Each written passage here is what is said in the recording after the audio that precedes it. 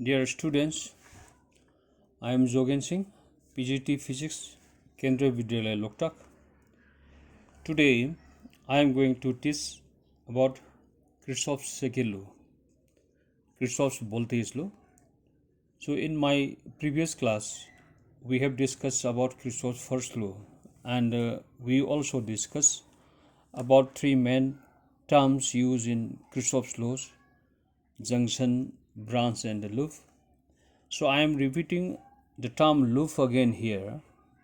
So loop of the circuit, it is the continuous part. It is the continuous part of current coming from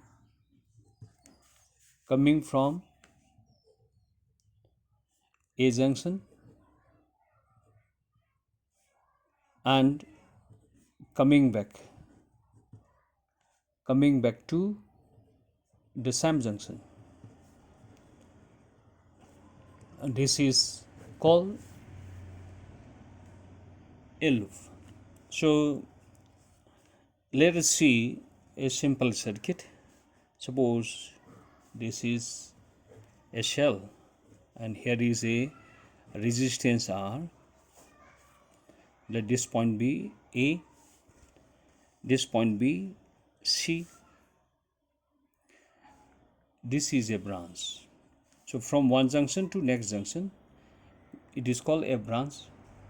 So if I put another part here like this, another resistance RDS, and another shell like this, and we put again another resistance, another shell here, and we make a closed figure like this. So this point AC DE, so this ACDEA, so starting from A and coming back to the same point A, it is a closed loop. So this loop we can take in clockwise or anti-clockwise sense of direction. It depends on your choice. So now this is a closed loop. So in Kirchhoff's second law, so it is about the conservation of energy. So we get energy from battery or cell. So that energy is used of inflowing the charges against the resistances or against the different current elements in the circuit. So let us see one simple example about this Kirchhoff's second law. So here is one simple battery of potential difference, suppose 10 volt. This is positive potential, this is negative potential. So generally positive potential is higher than the negative potential, and here is another resistance R, suppose equal to 200 ohm. So current flows through it in this way, clockwise from positive towards negative in external circuit, and from negative to positive inside the cell. So if we consider this level, negative side, as ground level of the energy zero level, so this side has higher potential, let it be plus 10 volt. Now voltage rises or potential rises in this direction, and as current passes through R, now potential is dropped from this level to this level. It drops to zero level. Now rise of voltage, V rise, we can take as 10 volt, and V drop we can take as minus 10 volt. In this figure, this is across resistance R equal to 200 ohm. If we are adding these two, V rise and V drop, it gives 0 value. And if we again divide this one,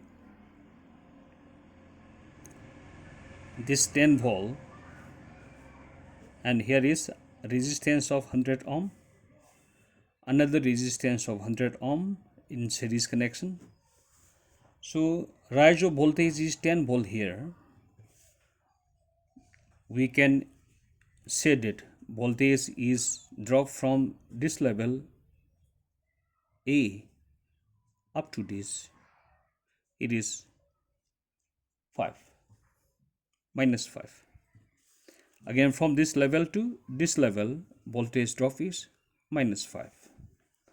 So total drop in potential is minus 10. So V drop here, it is minus 5 and plus or minus 5. This is algebraic sum. It gives minus 10 volt. Here also V rise plus V drop. Now it is 0. Means change of potential, algebraic sum of change of potential in a closed loop. It is always 0 in a closed loop. So we will discuss about this situation in Kirchhoff's voltage law. And according to this Kirchhoff's voltage law, the algebraic sum of statement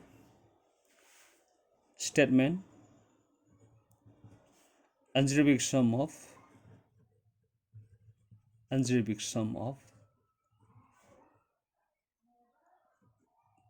change of potential across all the current elements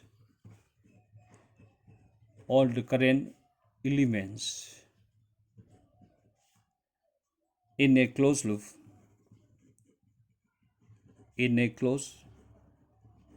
is 0.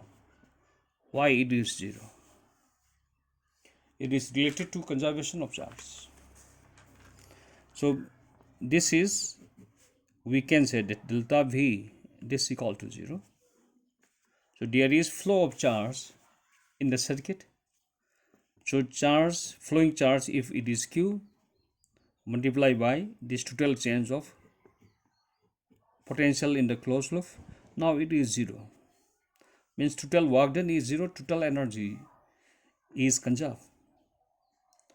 So selection of closed part or selection of loop, it is independent of the part. This is independent of the part. Summation of delta V is independent of the part. This is related to this work done over a closed part is 0. So work done of electrostatic force acting on a charge in a closed part is 0. This is conservation of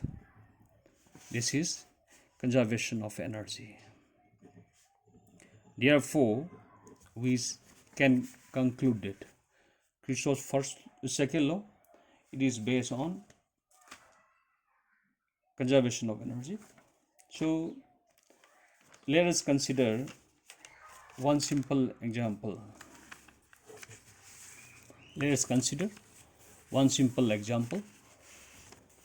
In this circuit, there is a resistance and here is potential difference, and this is A, this is B, this is positive side, it has higher side. So B side, it has lower potential. So potential at A and potential at B has lesser potential. Therefore, mathematically, we can write potential at B, it is equal to potential at A minus IR. This is drop in potential. or change of potential across R, it is equal to minus IR. This is drop, decrease in potential. So we are considering level A and level B. So this is about how potential changes, how potential can be calculated. If the same circuit, if it is modified by putting one more resistance like this, this is EMF E. So this level A, this is level A, level B, and this we can say that this is also level B.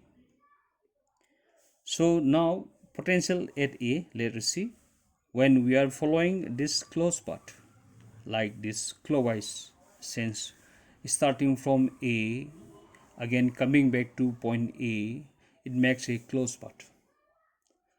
So from this point, potential at A, this will be equal to potential at B plus E. This is also again potential at B, we can say that this is VA minus IR1,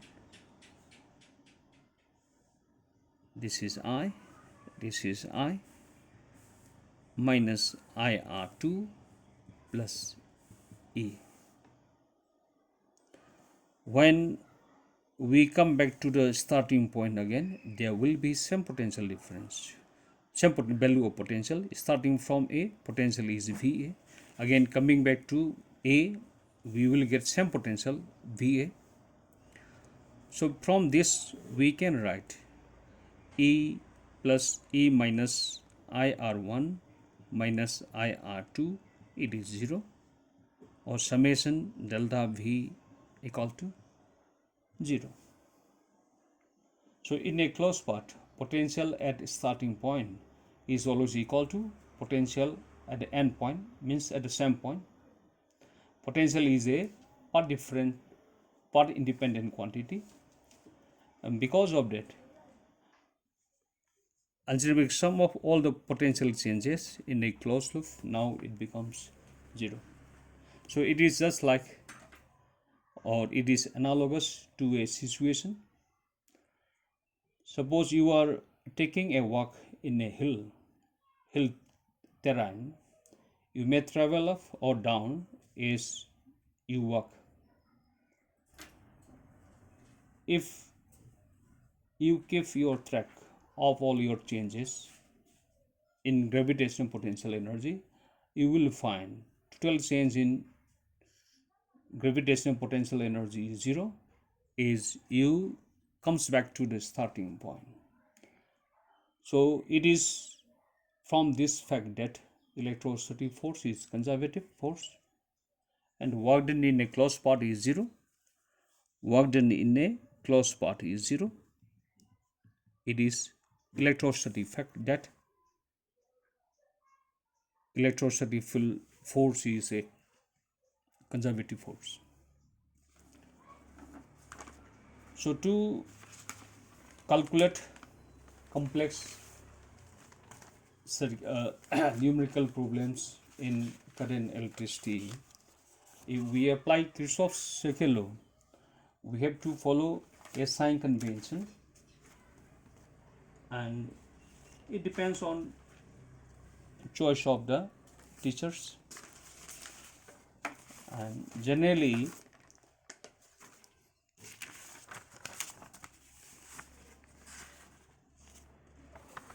sign convention, it is used in calculation. Suppose here is a cell of EMF E, and here is a resistor. So in the closed part, we can imagine that there is a traveler traveling in clockwise sense or anti-clockwise sense. in the closed circuit. So suppose it is direction of traveling. This is R, current is like this one. This is direction of traverse in the closed path. Here is also shell. Here is also R, current I. So if we take traveling in this direction against the direction of current here, the EMF here, it is considered to be negative, and potential drop here, it is considered to be negative. Direction of current, direction of travel, same. Here direction of current opposite, and if we take like this traveling, and this is direction of traveler, so this, if traveler is traveling against the direction of current through R, it is taken to be positive direction. Now it is also plus positive E. Depends on your choice. Suppose here is current through a resistance R. We consider this point P and we consider this point Q. Potential difference, current flows from P to Q, and this is difference is positive because P has higher potential. Therefore we can take like that also. It depends on your choice. So for calculating numericals, so we have to obey some guidelines. We should choose a closed path. First, choose a closed path. Choose a closed path in the circuit and designate a direction. Second, go around the loop in the designated direction.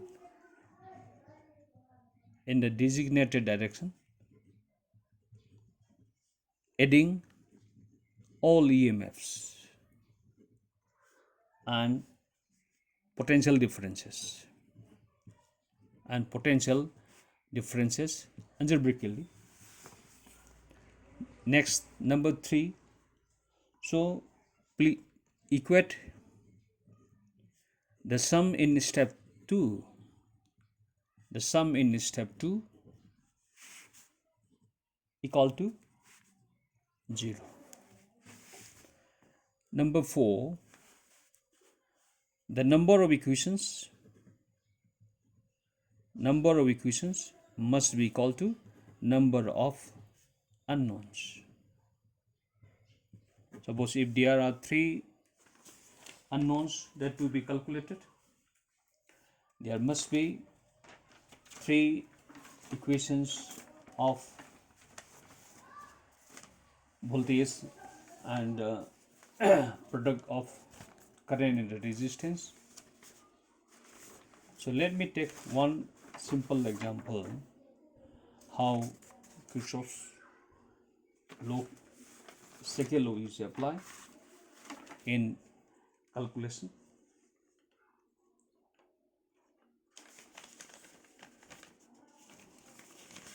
Let us take this example, this one. So current here, let it be E1, let it be E2, let this is I1, this is I2. So in a loop, so first loop we select this one. So this A is junction, current I coming up to A from this side, it is I2, let it be I3. So taking this loop 1, so applying guidelines of Singh convention, so we take clockwise path. Now here it is clockwise path, it will is minus E1, and current here is I1, again it is plus IR, and here minus E2, and let this be RDS, and here plus IRDS, and here no element, this is just conductor connecting elements in the circuit. So now it is 0. So this is equation. So here we can take another loop also. Let this be second loop. This one A C P Q E, and we can take one more bigger loop P Q E D P, like this. So we can take 3 different loops. So therefore Kirchhoff's second law, it is applied to find unknown values of resistance, EMF, internal resistance, potential difference in a branch in a complex circuit. Thank you.